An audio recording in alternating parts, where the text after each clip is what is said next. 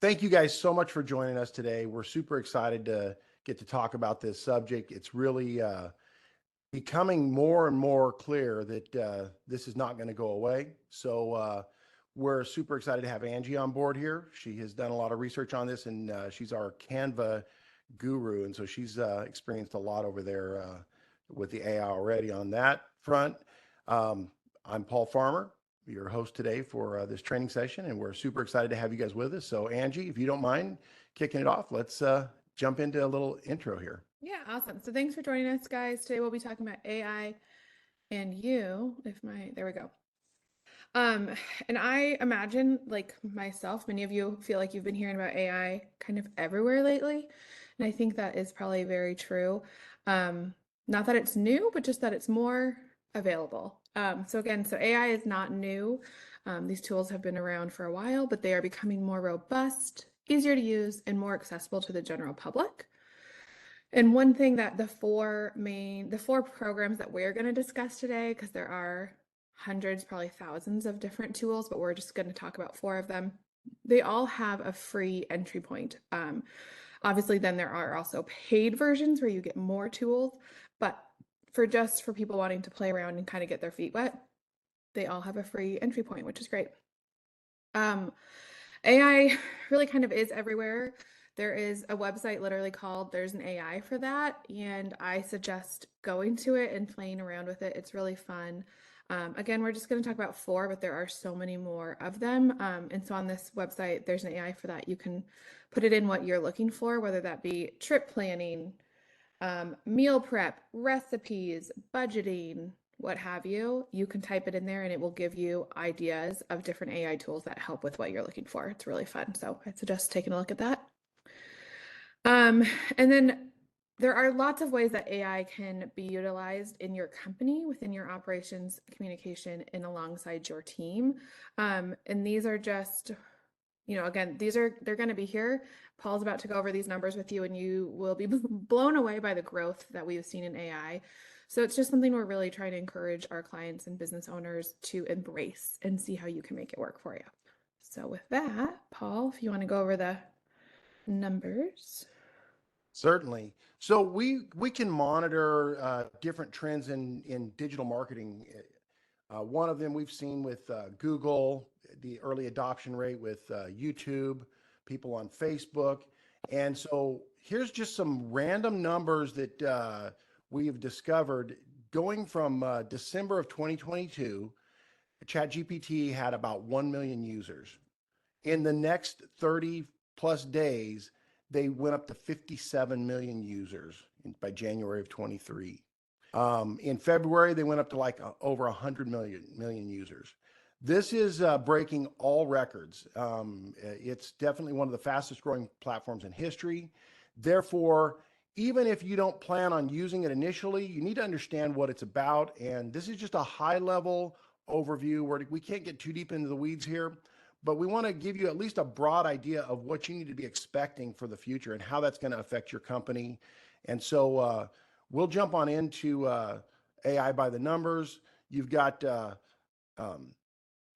there's probably, I guess, last numbers I heard were 29 billion is the dollar amount that's been associated with this. And it's going to only broaden from there. Bard is another competitor that's basically your competitor from, you've got Microsoft in this, you've got Google in this, you've got other players. Obviously, Apple has been wanting to get a seat at the table. So they're going to be competing, just like you have Yahoo as a search engine or Google as a search engine or Bing as a search engine. You're going to have multiple players in the AI space. But right now we're going to focus on ChatGPT and Bard because they really are leading the pack with what they're doing. With Bard's first month, they had over 30 million users. It was pretty impressive that they jumped on so quick, and they're really exploring some new things there as well. Canva has over 107 million unique visitors that come to their site every month. And so Canva is traditionally been used more for like Instagram posts and images, but it's getting really smart and really well worth. Any small business owner needs to consider getting a Canva account because there's just a wealth of resources available to you there. And then lastly, There, it just should go to mention that there are a ton of other players in that arena. Um, one that we may talk about a little bit is Pseudo-Write. That's probably a little more in depth on your writing software. If you want to just write and produce stuff, it gives you a lot more creativity. But Angie, if you don't mind, you want to jump into AI 101 and give them a little introduction? Yeah, so just some things we want people to keep in mind and about these programs. We're going to go a little bit more in depth, but just to kind of get a taste of them. So ChatGPT um, can provide businesses with conversational AI capabilities, automated interactions, and personalized recommendations and insights. Excuse me. There we go. Google Bard is a language model that can generate text, translate languages, write different kinds of content, and answer questions. Again, you're seeing lots of Google tools. They're wrapped up. The languages from Google Translate's definitely part of Google Bard's programming. Canva has different AI capabilities that help you to streamline your processes of design for graphics with layouts, colors, fonts, and palettes to help with your brand identity. And then Grammarly, which is the fourth AI tool that we'll discuss today, helps to enhance communication by providing grammar and writing suggestions for you to help have clear and error-free content for both internal and external uses. And just a couple things we want to keep in mind as we're talking about AI, because these can be very big topics with lots of details, that although AI is great, whatever we're calling them, can still make mistakes. So it's really important to have a person or people involved in that process the whole way through. Helps to flag any issues without just blindly trusting what you're given before you post it. So it's really important to have people in those places or in those positions. The quality of the output is really dependent on the input of the prompt. And this is primarily for ChatGPT and Google Bard, where you are telling it what you want to write about or what you want it to give you. How you frame that prompt and what information you enter into the program is incredibly crucial. And this includes information you want omitted. So things like you want it to exclude. One suggestion I would have for both Google Bard and ChatGPT is you can ask it to ask you 10 or 20 questions about your business so it can know you better and know your company better. I did this for us for Starfish, and it asks questions like, are you locations based, or are you a service provider? Are you a product where you could, mail it to people so it doesn't matter if they're nearby? It asks you questions about who your target audience is and what your main sales points are. So it's really important because it helps to then know your company better. So when it's writing anything from as your business, it'll be more accurate. So it'll mean less editing on the back end for you. And then we also just, again, want to view AI as tools to enhance your team, not replace them. You will still need people involved throughout the entire process. Specifically with, that's really important to think about with ChatGPT and Google, because I think, or Google Bard, a lot of people see it as a way to replace key players, but as Paul's going to go through here shortly, that's not necessarily the case. It's not the case. We definitely need people along the whole way. So Paul, if you'll hand it back over to Paul to talk about ChatGPT and Google Bard.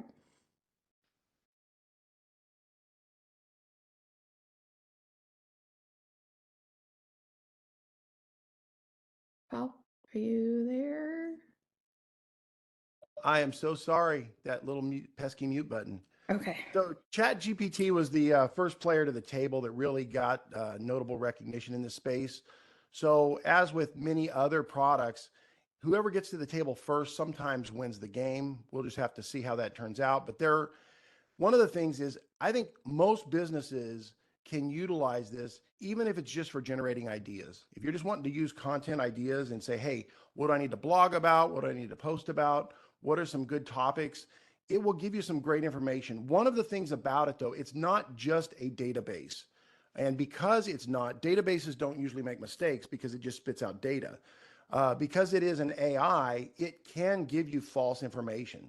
So it can actually make up stats. I've seen it actually just generate random points and it will source it and tell you where it thinks it got it, and you look it up and it's not a real source.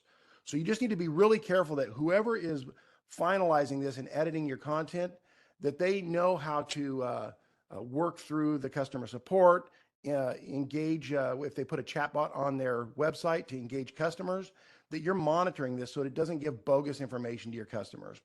Then also, you'll notice that ChatGPT gives you a number of opportunities to prompt. So learning how to prompt properly is a big deal. If you just start randomly putting in prompts, you're going to get some random content that it spits out. But if you start putting in the right content and the right questions and the right requirements, it's going to put out some really good ideas for you to generate creative content for your website, for your social, for your blogs, for your, I even wrote a video script with this, just trying it out to see how it would do a video. It plugged in most of the things and said, you need this shot, this video, this picture to insert here. So another way that it can really help a small business is you can analyze and generate insights from large data sets. So if you want to plug in some of your existing data, whether it's from sales, or if it's from banking, or if it's just from inventory, you will see that it can process a lot. Not everything, because I've tried plugging in Excel spreadsheets and it will do fine on 3 sets, and then the 4th set, it'll randomly spit out gobbledygook. It's just completely random. And then when you challenge it, it says, oh, sorry, I'm just an AI. And it kind of has a little loser's limp there. But you can plug in all kinds of things for driving data. And then lastly, it can assist in lead generation and prospecting. It will find potential customers and prospects. It will qualify leads for you. And most importantly, it can gather relevant information for further follow-up. So you can actually use it almost like a search engine and say, who would be a good candidate for this product or this service? And it will spit out opportunities for you and say, people in these demographics. Or you could say, would people between 18 and 35 be a good demographic for me to push this on? Or what angle should I use when dealing with people in this demographic? It's very powerful and gives you some really, really impressive ideas in a very short period of time. So it's almost like having, I heard one guy compare it to a 12-year-old with a doctorate. It's really smart, but it doesn't really know how to apply everything. So when you ask it questions, it may just give you random information that's not really relevant to what you asked. And it's just because it doesn't know any better. So let's just touch on Bard real quick. Bard also has many similarities. And so you're going to have some of the same functions and same uses. It's almost like a Ford-Chevy argument. There's people that swear by Ford, people that swear by Chevy, and then you got the Dodge guys that come in there and ruin it for everybody. But there's going to be multiple players at the table on this place, and Bard is definitely somebody that's leading the pack in trying to research how it can be applied in different areas. So the goal is to find an area that you know enough about your industry that you can be the expert and vet out the content, but then you prompt it for more information on the creative side that will give you ideas. So it can help improve customer service by providing quick and accurate answers to customers. You can pre-program it with a phone tree, or you can build into a phone tree that just says, when a customer gets online, you can say, hey, are you here for customer service? Are you here for sales? Are you here for support? What's going on? And it can pre-screen that for you before it gets it over to the right person. It can also help you make better business decisions, again, by providing that data that you can plug in for specifics. I've already used it for a number of emails. If I needed to send out a sensitive email or needed to send out a prospecting email to a customer, I plugged it in there first and said, do you have any ideas on this? And it gave me some really good responses. I didn't use all of them, but some of them were fantastic. So anyway, you can definitely plug in data that's going to give you more insight into what your customers are using or what they might be using. So I'm going to turn it back over to Angie just for the tail end here to close it out with Canva and Grammarly. Awesome. Yeah, so Canva, different from ChatGPT and Google Bard, is visual focused. So Canva is a digital a design tool. Excuse me, my brain there went blank. It is a graphic design tool. So AI has a lot of different capabilities, and one of them that's kind of newer, and I believe this may only be with the paid usage for Canva, but there's still a lot you can do with the free version. But they have an AI-powered brand kit, which helps to ensure consistent brand elements across designs. So it helps to maintain cohesive and professional image. So this is really important for your brand colors. And if you have a specific font, you can actually upload those into Canva. So then it will always have your font and your colors. And then you can find a template and then you can easily swap out those elements to be specific for you and to keep to your strong brand identity. It can also automatically adjust designs to fit different platforms and formats. So it makes it easier to create content for lots of platforms. So for instance, you can make one for Facebook, which is more of a landscape, and then you can resize it and it can go for Instagram as a square, Snapchat, or TikTok, which is vertical, or YouTube, which is very horizontal landscape, and it will resize them. You'd probably have to kind of tweak different elements, but it takes a lot of that big lift for you. So it's a lot easier to get different content for different platforms.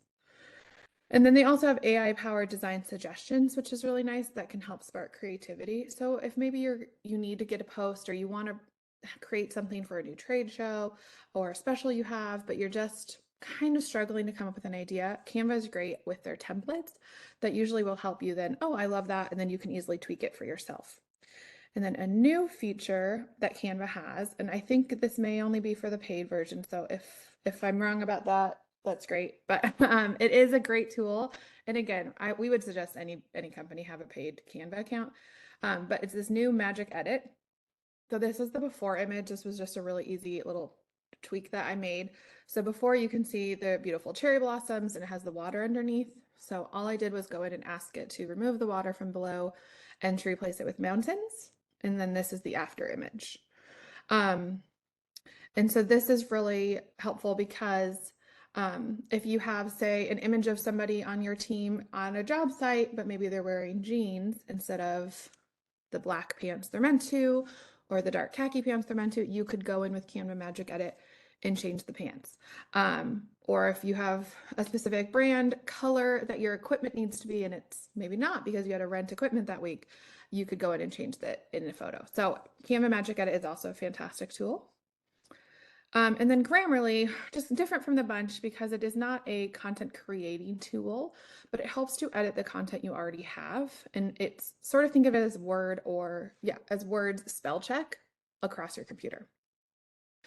So it has advanced algorithms that help to detect grammar, spelling, and punctuation errors that enhance your overall quality of your communications. So it's typically a plugin that you install in your computer browsers, and then it works on any tab or window that you're in. So it's nice for somebody like myself who really struggles with spelling and grammar. I swear by Grammarly. It helps to provide suggestions to improve sentence structure for tone and clarity and helps you to communicate more clearly to clients, partners, and employees. It also can make suggestions for tone and style. So it helps to provide with a consistent writing styles across different communications, internal and external. So that, again, you have that strong, cohesive brand voice across all platforms and with various people touching your communications in your office and externally too. And then it also helps you to save time instead of manually having to edit all of your communications. And so this allows you, to focus more of your time on core tasks, which I believe in the end helps boost productivity, efficiency, and all around morale. So just kind of to recap here for us before we get into the Q&A. Again, many of these tools are new. They're going to be used for so much more, and they're going to be used more widely and by larger audiences, and more AI tools are in the works. So this isn't something that's going to go away. AI is not something that if you just decide not to engage with it, it won't interact with you, or that you won't need to know about it. AI is just going to get more and more prominent and prevalent in all of our platforms and how we do business. So we need to embrace it and see how we can make it work for us. Don't be afraid to try. There's lots of fun ways to gain experience and become comfortable with the different AI tools. One suggestion, like I said earlier, Paul and I are going to be at the Surf Pro convention just in 2 weeks in Tampa. And so I would suggest if you're doing that or you have a summer road trip, go into ChatGPT and Google Bard, maybe both, and compare your results and ask it to give you an agenda or an itinerary You could even ask for like local eateries, great places to eat near the Tampa Convention Center, what have you, and just see what it gives you. It's a fun way to play around with it and to get more familiar with using those tools. And again, there's different tools for all your needs. Just Google it, or there's an AI for that. And we would bet money that you would find an AI tool for all of your needs.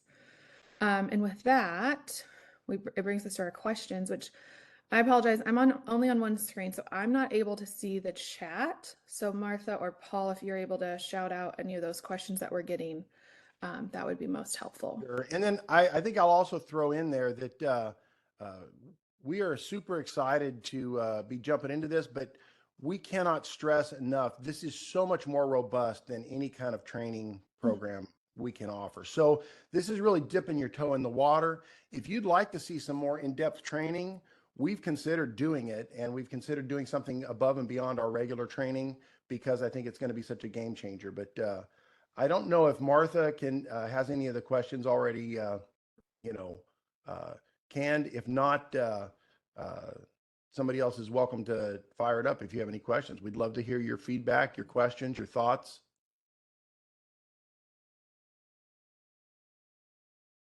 I don't see any questions on the chat. I was keeping track of that. If you would like to ask a question, you can also unmute yourself.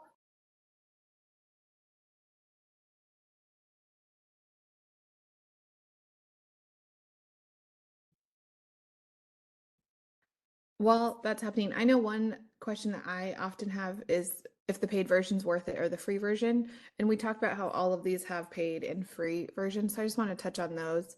I would say right now for ChatGPT and Google Bard, it's important to get an account set up, but those could be free accounts and just get familiar with them. Same with Grammarly. If you're interested in that, it's very useful and you get a lot with the free tool. The one I would say is worth it to pay is Canva. It's maybe like $130 for the year for the professional account. And it's a very robust tool. So I would encourage people to pay for that one of the four.